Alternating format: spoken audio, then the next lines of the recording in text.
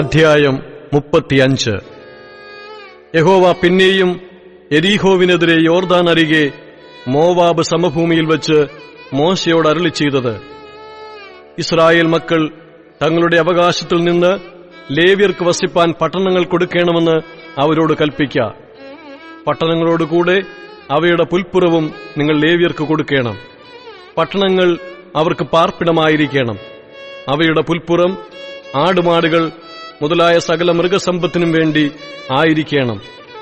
നിങ്ങൾ ലേവ്യർക്ക് കൊടുക്കേണ്ടുന്ന പുൽപ്പുറം പട്ടണത്തിന്റെ മതിലിങ്കൽ തുടങ്ങി പുറത്തോട്ട് ചുറ്റും 1000 മുഴം വിസ്താരമായിരിക്കണം.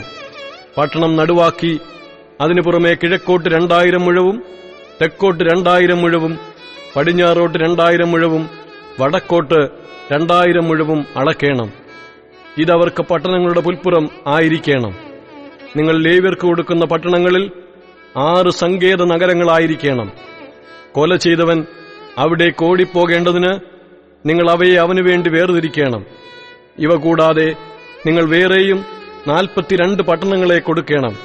അങ്ങനെ നിങ്ങൾ ലേവ്യർക്ക് കൊടുക്കുന്ന പട്ടണങ്ങൾ എല്ലാം കൂടെ 48 ആയിരിക്കണം. അവയും അവയുടെ പുൽപ്പുറങ്ങളും കൊടുക്കണം. ഇസ്രായേൽ മക്കളുടെ അവകാശത്തിൽ നിന്ന് ജനമേറിയവർ ഏറെയും ജനം കുറഞ്ഞവർ കുറേയും പട്ടണങ്ങൾ കൊടുക്കണം. ഓരോ ഗോത്രം തനിക്ക് ലഭിക്കുന്ന അവകാശത്തിന് ഒത്തവണ്ണം ലേവ്യർക്ക് പട്ടണങ്ങളെ കൊടുക്കണം. യഹോവ പിന്നെയും മോശയോട് അരുളിച്ചെയ്തത്: നീ ഇസ്രായേൽ മക്കളോട് പറയേണ്ടതെന്തെന്നാൽ, നിങ്ങൾ യോർദാൻ കടന്ന് കനാൻ ദേശത്തെത്തിയ ശേഷം ചില പട്ടണങ്ങൾ സങ്കേത നഗരങ്ങളായി വേർതിരിക്കണം. അബദ്ധവശാൽ ഒരുത്തനെ കൊന്നുപോയവൻ അവിടേക്ക് ഓടിപ്പോകേണം.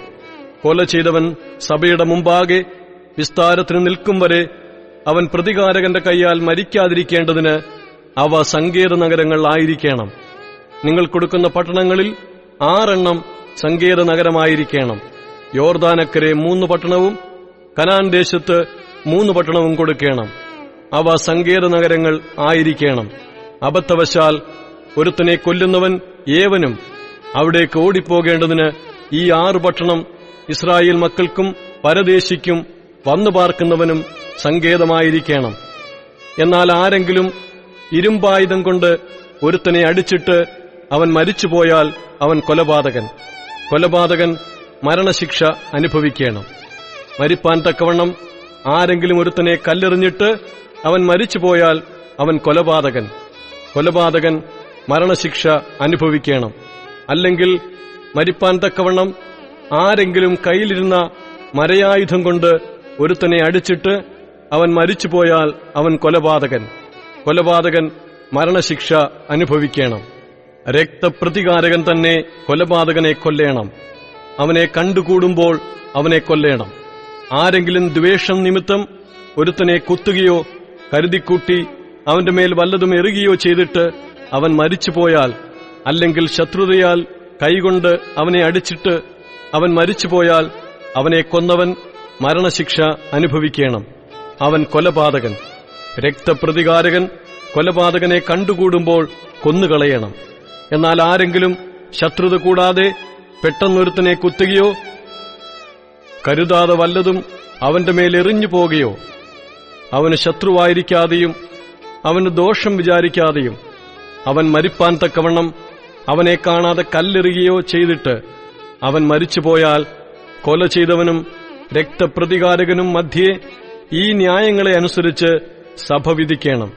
കൊല ചെയ്തവനെ സഭ രക്തപ്രതികാരകന്റെ കയ്യിൽ നിന്ന് രക്ഷിക്കണം. അവൻ ഓടിപ്പോയിരുന്ന സങ്കേത നഗരത്തിലേക്ക് അവനെ മടക്കി അയക്കണം. വിശുദ്ധ തൈലത്താൽ അഭിഷിക്തനായ മഹാപുരോഹിതന്റെ മരണം വരെ അവൻ അവിടെ പാർക്കണം. എന്നാൽ കൊല ചെയ്തവൻ ഓടിപ്പോയിരുന്ന സങ്കേത നഗരത്തിന്റെ അതിർ വിട്ട് പുറത്തുവരികയും അവനെ അവന്റെ സങ്കേത നഗരത്തിന്റെ അതിരിന് പുറത്തുവച്ച് കണ്ട് രക്തപ്രതികാരകൻ കൊല ചെയ്തവനെ കൊല്ലുകയും ചെയ്താൽ അവന് രക്തപാതകം ഇല്ല. അവൻ മഹാപുരോഹിതന്റെ മരണം വരെ തന്റെ സങ്കേത നഗരത്തിൽ പാർക്കേണ്ടിയിരുന്നു. എന്നാൽ കൊല ചെയ്തവന് മഹാപുരോഹിതന്റെ മരണശേഷം തന്റെ അവകാശ ഭൂമിയിലേക്ക് മടങ്ങിപ്പോകാം. ഇത് നിങ്ങൾക്ക് തലമുറ തലമുറയായി നിങ്ങളുടെ സകല വാസസ്ഥലങ്ങളിലും ന്യായവിധിക്കുള്ള പ്രമാണമായിരിക്കണം. ആരെങ്കിലും ഒരുത്തനെ കൊന്നാൽ കൊലപാതകൻ സാക്ഷികളുടെ വാമൊഴിപ്രകാരം മരണശിക്ഷ അനുഭവിക്കണം. എന്നാൽ ഒരു മനുഷ്യന്റെ നേരെ മരണശിക്ഷയ്ക്ക് ഏകസാക്ഷിയുടെ മൊഴി മതിയാകുന്നതല്ല. മരണയോഗ്യനായ കൊലപാതകന്റെ ജീവനുവേണ്ടി നിങ്ങൾ വീണ്ടെടുപ്പ് വില വാങ്ങരുത്. അവൻ മരണശിക്ഷ തന്നെ അനുഭവിക്കണം.